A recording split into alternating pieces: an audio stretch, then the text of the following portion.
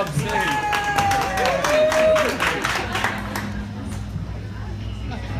a selfish move, really. Finish him. Very dentistry conscious. Great teeth over here.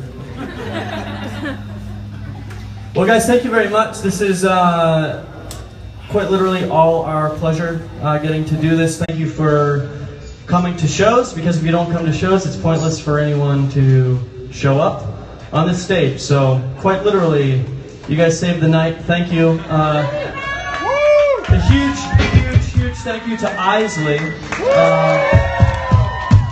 This is a massive deal for us. Normally, we have other jobs that don't involve good lighting.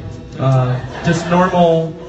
Think of any job that your friend has that you hate. We probably that's the jobs that we have. So to get to do this for 7 weeks is a huge deal. It makes us very appreciative. Sorry, the reverb in here is kind of tripping me out. There's this organization in Canada. They're called SOS. Before I explain them, I grew up, and I'm very lucky once again to be here, to be doing this thing that I'm doing.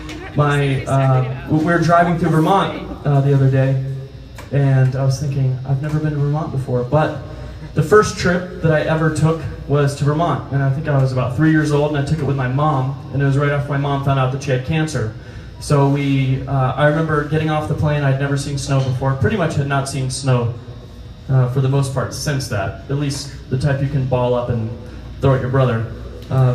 And I remember my hands freezing cold, being 3 years old, and going to my aunt and uncle's house and sitting in trash can lids and going down these slopes in front of the house. And then that was the first and last trip that I took with my mom.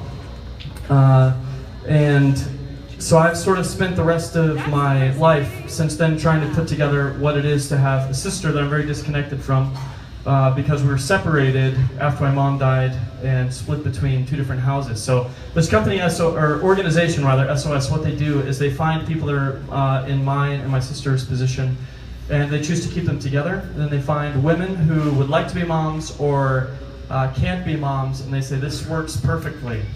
And so they start these villages all over the world, and they're the largest provider of this service that keeps siblings together and works sort of in this family setting. And so someone who's really lucky to be up here, I would be doing myself a disservice if I didn't encourage you guys that in the world that we live in, it seems like any compassionate idea that you have, that you put out there on social media, you just get shit on for.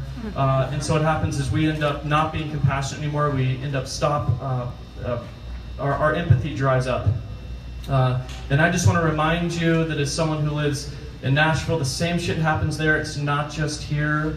The answer is not more posting about it. It's not more thinking about it. It's just taking little tiny steps and actually being a part of a world that we wish that we were a part of, because people are going to try to take control, and they're going to try and say they can solve all your problems. It doesn't really work that way. It's on us to get involved. So SOS is this organization that we think does this thing really well. It keeps families together. And if you did want to sponsor one of these kids, we'd love to give you a vinyl and a shirt in exchange for that, so you know that it's something that we're behind. We think it's really awesome work that we're doing, but mostly we want to encourage you guys that if you're anything like us, you are scared shitless of having any sort of opinion that is compassionate or empathetic. And I just say, go for it. Don't be afraid of the backlash or what people are going to think or say or call you. Like, remove the political thing from it. What you have as a human being is your softness. And you've got to retain that, because everyone's trying to sand that out. Anyways, this song is called James Kent, and it's about a homeless buddy of mine. And it only starts. All right.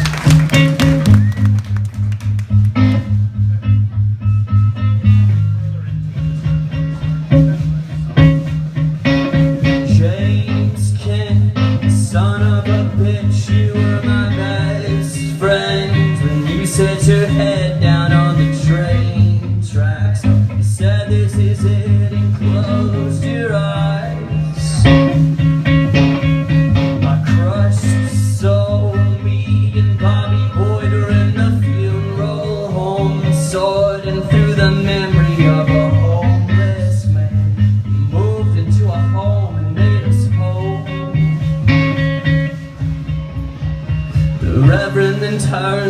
crowd and asked if someone